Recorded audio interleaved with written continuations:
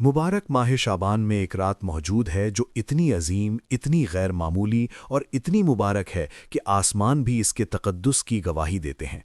ये 15 शाबान की रात है जिसे शब बारात कहते हैं, मग़फ़िरत की रात, जब रहमत के दरवाज़े खुल जाते हैं और आने वाले साल के मुक़द्दर लिख दिए जाते हैं।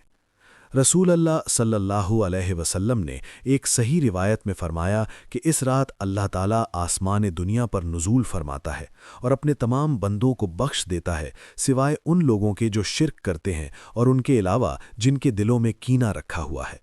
ये मुबारक रात ऐसे असरार रखती है जो ज़िंदगियां बदल देती है और रूहों को रूहानी नींद से बेदार कर देती है। इससे पहले कि हम इस मुबारक रात के दिल में दाखिल हों, ज़रूरी है कि हम इसकी असल को समझें, इसकी हकीकत को सही ज़राए से जानें और ये समझें कि मुसलमानों की नस्लें क्यों इसे अपनी रूहानी ज़िंदगी का नुक्ता तहवील मानती आई हैं। लफ्ज़ बारात का मतलब अरबी में बरी होना, आज़ादी या सज़ा से निजात पाना है। ये वो रात है जब अल्लाह की रहमत उमड़ आती है, जब तौबा को गर्मजोशी से कबूल किया जाता है और जब किताब आमाल अल्लाह रब्बुल आलमीन के सामने पेश की जाती है। लेकिन इस रात को इतना ख़ास क्या बनाता है?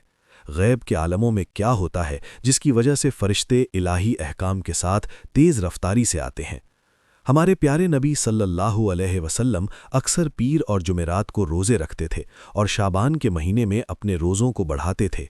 उम्मुल मोमिनीन आयशा रज़ी अल्लाहु अन्हा ने रिवायत किया कि नबी सल्लल्लाहु अलैहि वसल्लम रमज़ान के बाद किसी भी महीने में शाबान से ज़्यादा रोज़े नहीं रखते थे। जब उन्होंने आपसे इस अमल के बारे में पूछा तो आपने एक हकीकत ज़ाहिर की जो इस मुबारक महीने की अहमियत को उजागर करती है। रसूल अल्लाह ने वाज़े किया कि शाबान एक ऐसा महीना है जो रजब और रमज़ान के दरमियान है और लोग इससे गाफिल रहते हैं। आपने फरमाया कि ये एक ऐसा महीना है जिसमें आमाल रब्बुल आलमीन के सामने पेश किए जाते हैं और आप पसंद करते थे कि आपके आमाल रोज़े की हालत में पेश हों। ये सही हदीस जो सनन अन-नसाई में मौजूद है, इस अक्सर भुला दिए जाने वाले महीने की अहमियत को साबित करती है। लेकिन शाबान की तमाम रातों में 15वीं रात एक बेमिसाल फजीलत का मकाम रखती है। मुआज़ बिन जबल से मरवी एक हदीस के मुताबिक जो इमाम तबरानी ने रिकॉर्ड की है, नबी सल्लल्लाहु अलैहि वसल्लम ने फरमाया कि अल्लाह ताला निस्फ शाबान की रात अपनी मखलूक़ात को देखता है और तमाम मखलूक को बख्श देता है, सिवाय उस शख्स के जो अल्लाह के साथ शिर्क करता है और उस शख्स के जो दूसरों से दुश्मनी रखता है। इस इलाही रहमत की अज़मत का तसव्वुर करें। एक ही रात में कायनात का खालिक बादशाहुल मुलूक अरबों जानों को अपनी मग़फ़िरत अता फरमाता है, सिर्फ उन लोगों से रोक कर जो सबसे बड़े गुनाहों पर कायम हैं, शिर्क, अल्लाह के साथ शिर्क करना और मुसलमान भाइयों के खिलाफ दिल में कीना और दुश्मनी रखना। इस्लाम के उलमा ने रिवायतें नक़ल की हैं कि इस रात आने वाले साल के मुक़द्दर तय किए जाते हैं। कौन जिंदा रहेगा और कौन मरेगा, किसे रिस्क मिलेगा और कौन मुश्किलात का सामना करेगा, किसे हिदायत होगी और कौन गुमराही में रहेगा, ये तमाम मामले इस मुबारक रात पर फैसला किए जाते हैं और फरिश्तों द्वारा लिखे जाते हैं। इमाम अता बिन यसार, जो कि पहली नस्लों के अजीम उलमा में से थे, ने फरमाया कि लैलतुल क़द्र के बाद कोई भी रात निस्फ शाबान की रात से ज़्यादा अफजल नहीं है। फरिश्ते इलाही अहकाम के साथ नाजिल होते हैं और रिकॉर्ड खोले जाते हैं। ये महज अंदाज़ा नहीं बल्कि एक हकीकत है जो सहाबा और उनके जानशीनों से सही असनाद के ज़रिए साबित है। रात आम रातों की तरह शुरू होती है, शाबान की 14वीं तारीख के सूरज डूबने के साथ। लेकिन जब अंधेरा ज़मीन को घेर लेता है तो आसमान में कुछ गैर मामूली वाक़े होता है। पहला आसमान पूर्णी चाँद से भी ज़्यादा चमकदार रोशनी से रोशन हो जाता है। फरिश्ते कतारों में जमा होते हैं, इनके पर इलाही मकसद के साथ हिलते हैं, अल्लाह की तकदीर के साथ नाजिल होने की तैयारी करते हुए। इस मुबारक रात में अल्लाह अर्रहमान अर्रहीम अपने फरिश्तों के ज़रिए पुकारता है। क्या कोई मग़फ़िरत चाहने वाला है कि मैं उसे बख्श दूँ? क्या कोई रिस्क मांगने वाला है कि मैं उसे अता करूँ? क्या कोई मुसीबत में है कि मैं उसे आराम दूँ? ये पुकार सुबह सादिक़ तक जारी रहती है, एक इलाही दावत जो पूरी कायनात में गूंजती है। जो मोमिनीन जाग रहे हैं, जो रात की खामोशी में अपने रब की तरफ मुतवज्जे हैं, वो अपनी रूहों में कुछ बदलता महसूस करते हैं। ऐसा लगता है जैसे उनके और इलाही रहमत के दरमियान कोई नज़र न आने वाली दीवार हट गई हो। इनकी दुआएं हल्की महसूस होती हैं, इनके आंसू ज़्यादा आसानी से बहते हैं और इनके दिल ऐसे खुलते हैं जो वो पूरी तरह समझ नहीं सकते। सही रिवायतों के मुताबिक नबी सल्लल्लाहु अलैहि वसल्लम अक्सर इस रात बकी के कब्रिस्तान जाते थे। عائشہ رضی اللہ عنہا نے روایت کیا کہ انہوں نے نبی صلی اللہ علیہ وسلم کو نصف شعبان کی ایک رات اپنے بستر سے غائب پایا۔ وہ انہیں ڈھونڈنے نکلیں اور انہیں قبرستان میں اپنا سر آسمان کی طرف اٹھائے ہوئے پایا۔ جب وہ قریب آئیں، نبی صلی اللہ علیہ وسلم نے انہیں محسوس کیا اور فرمایا، کیا تمہیں ڈر تھا کہ اللہ اور اس کا رسول تمہارے ساتھ ظلم کریں گے؟ انہوں نے جواب دیا، یا رسول اللہ، میں نے سوچا کہ آپ اپنی بیویوں میں سے کسی کے پاس گئے ہوں گے۔ نبی نے پھر انہیں بتایا کہ اللہ نصف شعبان کی رات آسمان دنیا پر نزول فرماتا ہے اور قبیلہ قلب کی بکریوں کے بالوں سے بھی زیادہ لوگوں کو بخش دیتا ہے، ایک قبیلہ جو اپنے وسیع ریوڑ کے لیے مشہور تھا۔ یہ صحیح حدیث جو سنن الترمذی اور دیگر مجموعوں میں ریکارڈ ہے، نبی کے اس رات کے عمل کو ظاہر کرتی ہے اور اللہ کی مغفرت کی وسیع حد کو تصدیق کرتی ہے۔ جن لوگوں کو بخشا جاتا ہے ان کی تعداد کا مقابلہ بے شمار بکریوں کے بے شمار بالوں سے کیا جاتا ہے، ایک مستعارہ جو انسانی تصور کو الہی رحمت کی بے حد نوعیت کو سمجھنے کے لیے کھینچتا ہے۔ نبی کا اس رات قبرستان کا دورہ اتفاقی نہیں تھا، اس نے موت کی ایک طاقتور یاد دہانی کا کام کیا، وہ حقیقت جو ہر روح کا انتظار کرتی ہے۔ قبروں کے درمیان کھڑے ان لوگوں سے گھرے ہوئے جو اس دنیا سے رخصت ہو چکے تھے، نبی آخرت کو یاد کرتے اور فوت شدہ مومنین کے لیے دعا کرتے، اللہ سے ان پر رحم کرنے اور ان کے گناہوں کو بخش دینے کی درخواست کرتے۔ یہ عمل ہمیں سکھاتا ہے کہ شب برات صرف اپنے لیے مغفرت طلب کرنے کے بارے میں نہیں ہے، بلکہ اپنے فوت شدہ عزیزوں کو یاد کرنے، ان کی روحوں کے لیے دعا کرنے اور اللہ کی طرف اپنی ناگزیر واپسی پر غور کرنے کے بارے میں ہے۔ قبریں حتمی سچائیاں سننے والوں کو سرگوشی کرتی ہیں کہ یہ دنیا عارضی ہے، کہ موت یقینی ہے اور ہمیں اپنے خالق سے ملاقات کی تیاری کرنی چاہیے۔ اس مبارک رات بھر عبادت کے اعمال بلند اہمیت اختیار کرتے ہیں۔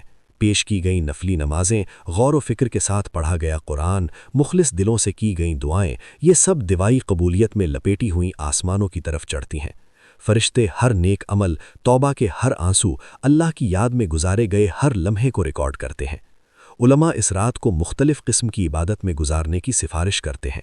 نفلی نمازیں ادا کرنا، قرآن کی تلاوت کرنا، کثرت سے دعائیں مانگنا، مغفرت طلب کرنا اور اپنے اعمال اور روحانی حالت پر غور کرنا۔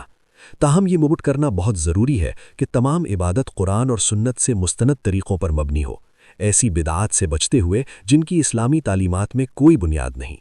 اس رات کی تیاری کے تمام اہم پہلوؤں میں سے ایک یہ ہے کہ اپنے دل کو نفرت، حسد اور دشمنی سے پاک کریں۔ حدیث میں خاص طور پر ذکر ہے کہ جو لوگ اپنے دلوں میں نفرت رکھتے ہیں وہ اس رات اللہ کی مغفرت سے محروم رہتے ہیں۔ یہ طاقتور شرط مومنین کو اپنے اندرونی دھیمنوں کا سامنا کرنے، کینہ چھوڑنے، ان لوگوں کو معاف کرنے جنہوں نے ان پر ظلم کیا ہے اور ان لوگوں سے معافی مانگنے جن پر انہوں نے ظلم کیا ہے پر مجبور کرتی ہے۔ تصور کریں کہ اس رات اللہ کے سامنے ایسے دل کے ساتھ کھڑے ہیں جو ابھی تک ناراضگی کو پکڑے ہوئے ہے، ابھی تک حسد سے زہریلا ہے، ابھی تک عدم معافی سے سخت ہے۔ رحمت کے دروازے کھلے ہیں، فرشتے آپ کی معافی ریکارڈ کرنے کے لیے تیار ہیں، لیکن آپ کا اپنا دل رکاوٹ بن گیا ہے۔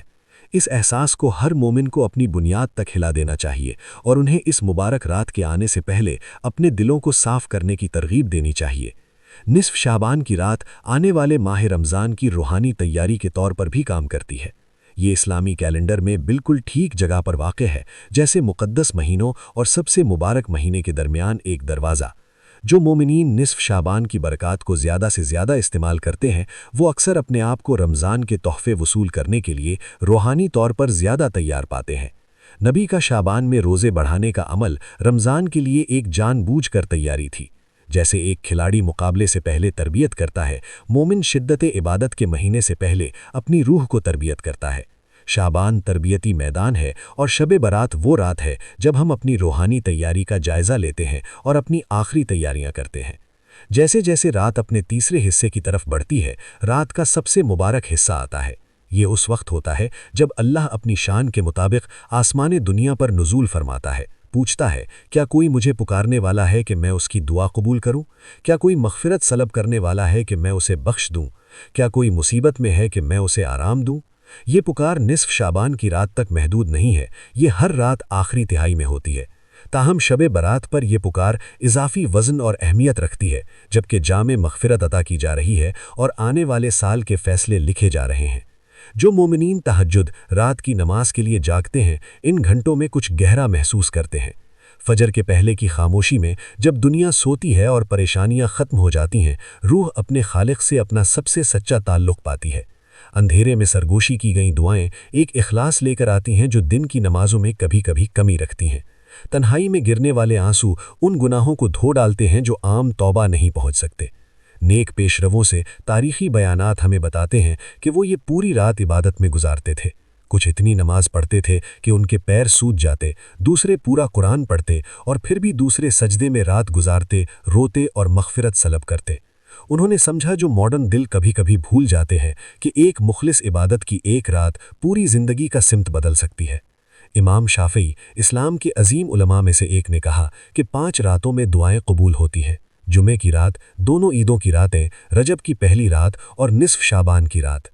یہ بیان حالانکہ بلا واسطہ نبوی روایت سے نہیں ہے، لیکن یہ ابتدائی نسلوں کی اس رات کی فضیلت کے بارے میں سمجھ کو عکاسی کرتا ہے۔